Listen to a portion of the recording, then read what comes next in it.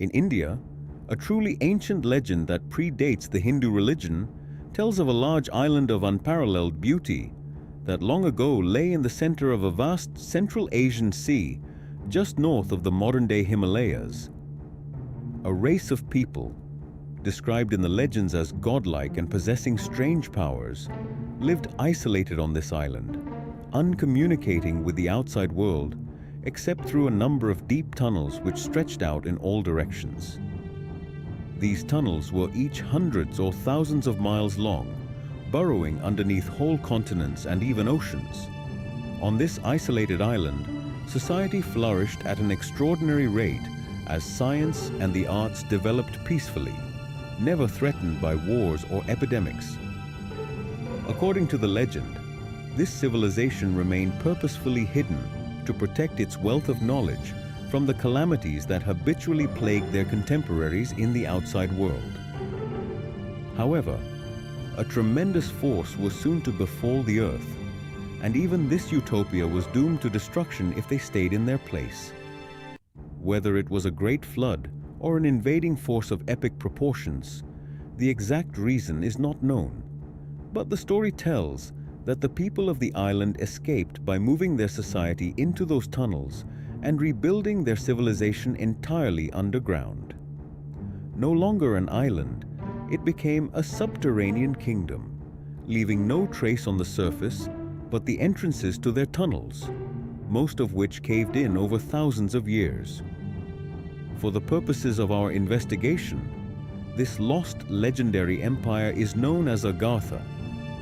The hidden paths to Agartha that are said to have survived are still rumored to exist in the ancient ruined cities of India, such as Ellora, Elephanta, and the Ajanta caverns, as well as in other countries, such as in the recesses of Afghanistan, in the Hindu Kush. This legend of the island is particularly interesting because if taken absolutely literally, there is no ocean north of the Himalayas today, but instead, the Taklamakan and Gobi deserts. However, if we took a trek into the arid weather-bleached peaks of Everest, K2 or Kanchenjunga, we would find countless fish bones, coral reef remnants, and fossils of sea lilies littered across some of the tallest peaks. It is a geological fact that the mighty Himalayas, often called the roof of the world, were once underwater as part of the Tethys Sea, before the massive geological event known as continental drift caused India to collide into Eurasia. Why do parallel myths of enlightened or advanced people living in vast underground cities protected from calamities above appear in traditions and cultures across multiple continents from Africa to America to Asia? Tracing its roots back to the dawn of civilizations, the concept of Agartha is a legendary inner earth kingdom linked to every continent of the world by means of an extensive network of tunnels. The story of this purported civilization remains in obscure documents, the riddles passed down by Buddhist lamas, and the lost teachings of a so-called cult of Agartha. Our investigation begins with a studious Frenchman by the name of Alexandre Saint-Yves d'Alvidre, a respected philosopher and occultist whose writings paved the foundation of the French esoteric tradition. In 1885, Saint-Yves hired a teacher named Prince Harji Sharif, an impressive scholar who supposedly left India after the rebellion of 1857 and set up shop in France as a professor of Oriental languages. While Harji's true origins are hazy, some think he was actually Afghan.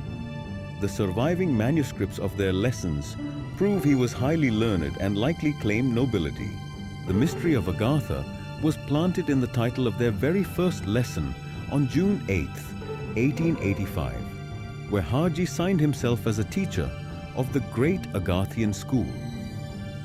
Saint-Yves asked his teacher what this school was, but received only vague answers. Over the course of several notebooks, it became clear that Harji talked at length about the holy land of Agartha and its mysterious protector, whom he called the master of the universe, a being he described as spiritually and physically superior to any other in the world. This realm was said to preserve a secret 22-letter script known as Vatanian, which Haji claimed went all the way back to the origins of civilization in 51,900 BC, before the confusion of languages. Haji claimed he could write this strange primordial language as fluently as French or Sanskrit. Without his teacher's knowledge, Saint-Yves amassed detailed notes and compiled them into a book entitled Mission of India. This work provided the first thorough description of Agartha in the Western world. According to Saint-Yves, the hidden land of Agartha lies deep below the Himalayas, consisting of an enormous underground complex of cities with a population of millions.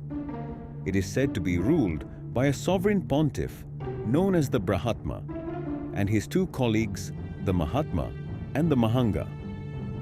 According to the account, these rulers are the protectors of the entire collected wisdom of the ages, which is enshrined in massive stone libraries engraved in Vatanian script. Search for these legendary realms has led to many discoveries of real physical tunnels. In Guatemala, an astonishing 500 miles of tunnels have been mapped underneath the Mayan complex of Tikal. In Mexico, a secret tunnel was discovered 10 meters underneath the Pyramid of the Moon in Teotihuacan. In Egypt, ancient historians like Herodotus wrote of a colossal underground city of the gods with 3,000 chambers. The Giza Plateau has been found to house an enormous system of man-made tunnels and subterranean rivers. In ancient times, Giza was known as Rostau, which translates to mouth of the passages. In Indian religions, the mythological underground world is known as Patala, a realm filled with jewels and gold, said to be inhabited by the Naga, a race of semi-divine, half-human, half-serpent beings. These beings are described as wealthy, powerful, and the guardians of treasure and lost knowledge. In some interpretations, there is a connection drawn between the legends of Shambhala, Patala, and Agartha. Interestingly, if the people of Agartha are said to speak two languages simultaneously, some have speculated it may be because they possess the forked tongues of the mythological Naga. The final mystery involves the second Indian, who contacted Saint-Yves in his later years. This individual, identified as Rishi Bhagwandas Raji Shreen, communicated secret teachings to Saint-Yves, but eventually determined him to be unworthy. It has been suggested that Saint-Yves was likely chosen to introduce the legend of Agartha to the West, but his personal biases, specifically his insistence that India must eventually be converted to Christianity, prevented him from fully profiting from the teachings. While there is no hard evidence of a literal inner earth kingdom, the collection of legends from every continent suggests a global mystery. The Himalayas and the surrounding deserts remain some of the most extreme and uncharted places on Earth, and there is no doubt that much is left below our feet to discover.